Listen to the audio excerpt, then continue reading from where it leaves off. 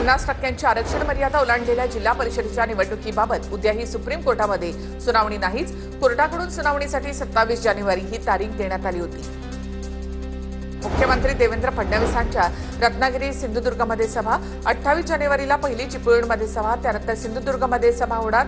जिल्हा परिषद आणि पंचायत समितीच्या प्रचारासाठी सभा।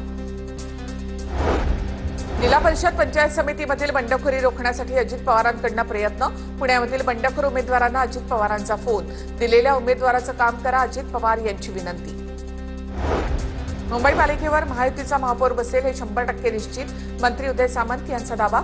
तर महायुतीमध्ये अजिबात मतभेद नाहीत, उदय सामंतांचं स्पष्टीकरण।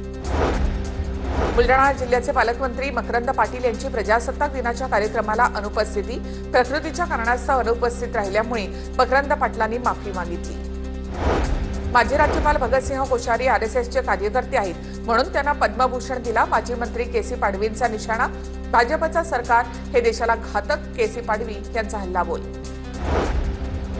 लातूरमध्ये आगामी निवडणुकीत वंचित आणि काँग्रेसच्या युतीची अद्यापही घोषणा नाही। वंचितकडून काँग्रेसकडे जिल्हा परिषदेसाठी 15 ते 17 जागांची मागणी केली आहे।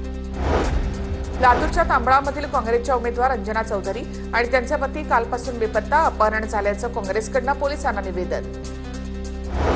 लातूर जिल्ह्यामध्ये ठाकरेंच्या शिवसेनेला खिंडार, औसा तालुक्यातील माजी आमदार दिनकरराव मानेंचा भाजपमध्ये प्रवेश।